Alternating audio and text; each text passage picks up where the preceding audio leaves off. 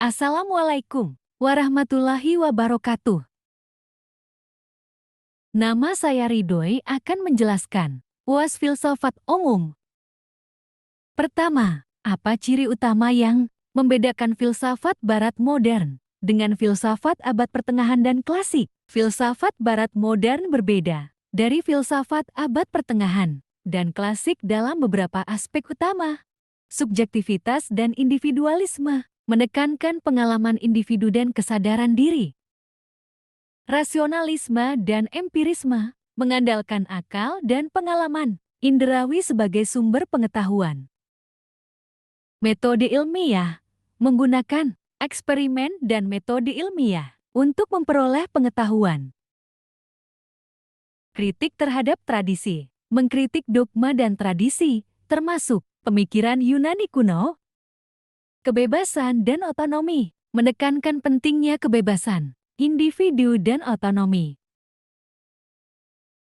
Kedua, filsafat Barat modern diawali dari munculnya pemikiran René Descartes yang mengadakan kritik terhadap metafisika. Mengapa?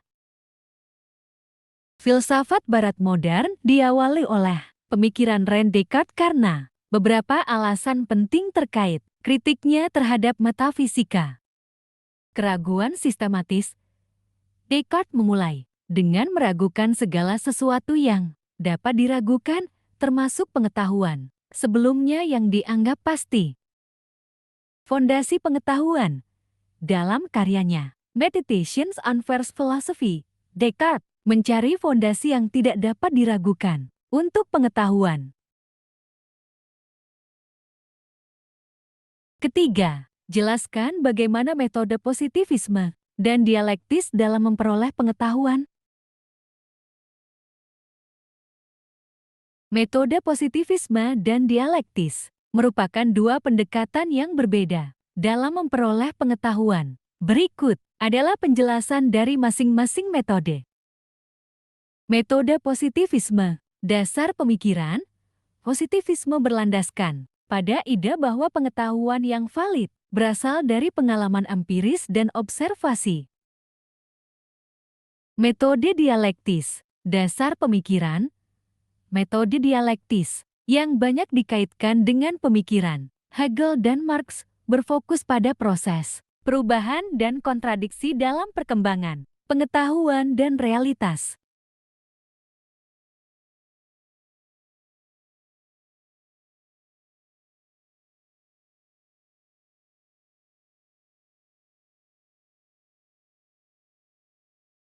Dalam rangka mengukur suatu kebenaran, dikenal tiga teori, yaitu korespondensi, koherensi, dan pragmatisme. Jelaskan apa yang dimaksud?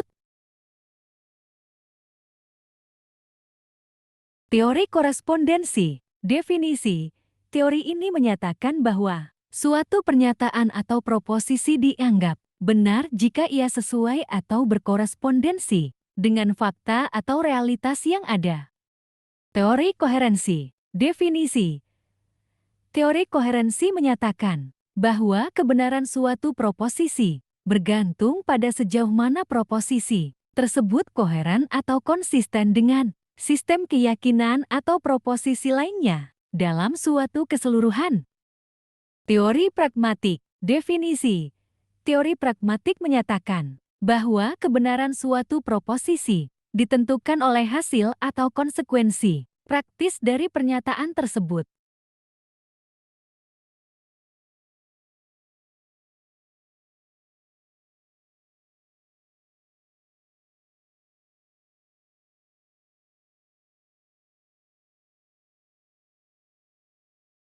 Kelima, jelaskan bagaimana penjelasan realisme dan idealisme dalam menjawab hakikat pengetahuan.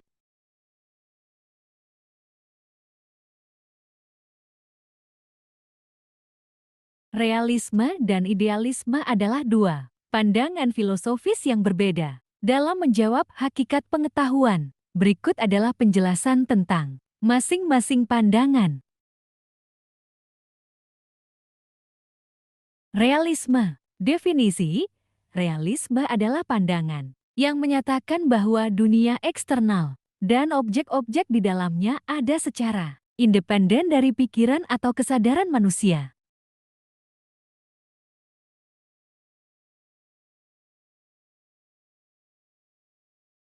Idealisme. Definisi, idealisme adalah pandangan yang menyatakan bahwa realitas pada dasarnya adalah mental atau bersifat spiritual.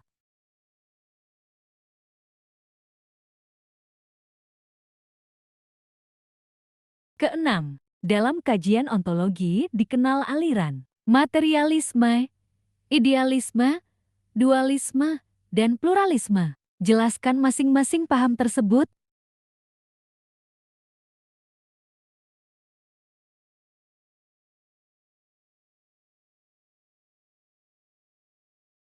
Materialisme. Definisi, materialisme adalah paham yang menyatakan bahwa realitas terdiri dari materi dan bahwa segala sesuatu yang ada adalah hasil dari interaksi materi.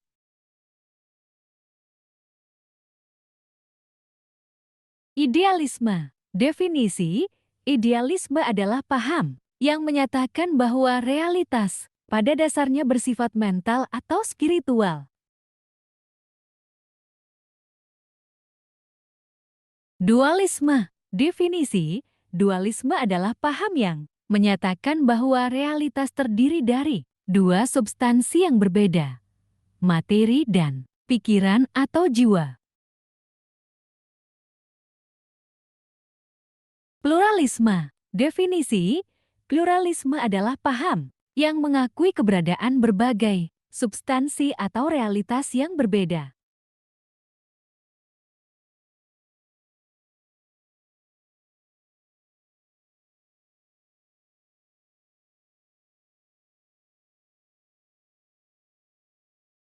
Ketujuh, jelaskan argumen materialisme dan idealisme dalam menjelaskan realitas yang sejati.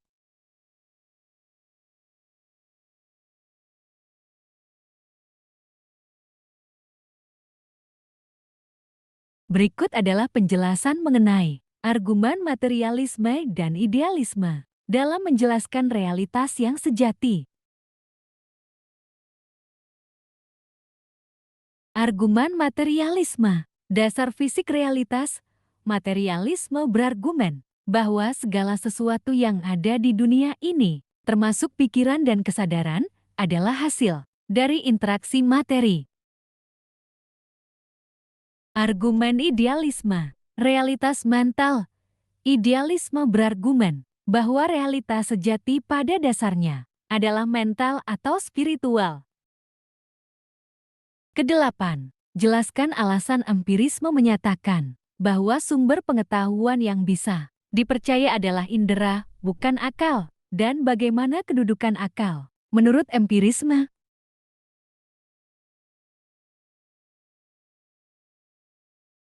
Empirisme adalah aliran filsafat yang berfokus pada pengalaman indrawi sebagai sumber utama pengetahuan. Berikut adalah penjelasan mengenai alasan. Empirisme menyatakan bahwa sumber pengetahuan yang bisa dipercaya adalah indera, serta kedudukan akal menurut empirisme.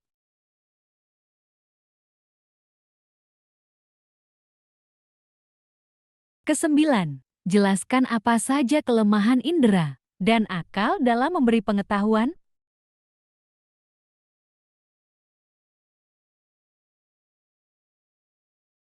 Kelemahan indera, keterbatasan sensori. Indera manusia memiliki batasan dalam hal jangkauan dan sensitivitas. Misalnya, mata manusia hanya dapat melihat dalam spektrum cahaya tertentu, sehingga tidak dapat mendeteksi ultraviolet atau inframerah.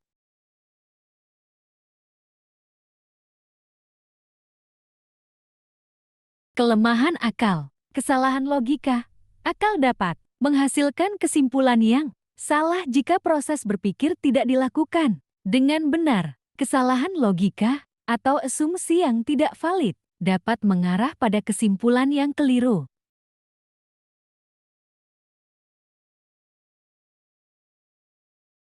Kesepuluh, jelaskan apa yang dimaksud dengan nilai itu subjektif dan nilai itu objektif.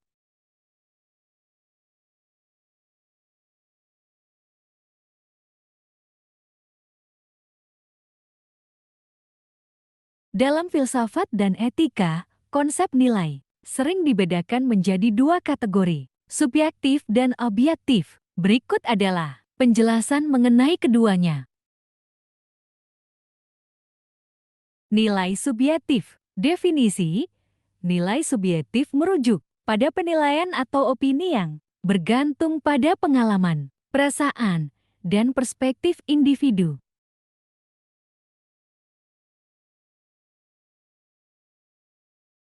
Nilai objektif. Definisi, nilai objektif merujuk pada penilaian yang dianggap universal dan tidak tergantung pada perspektif individu.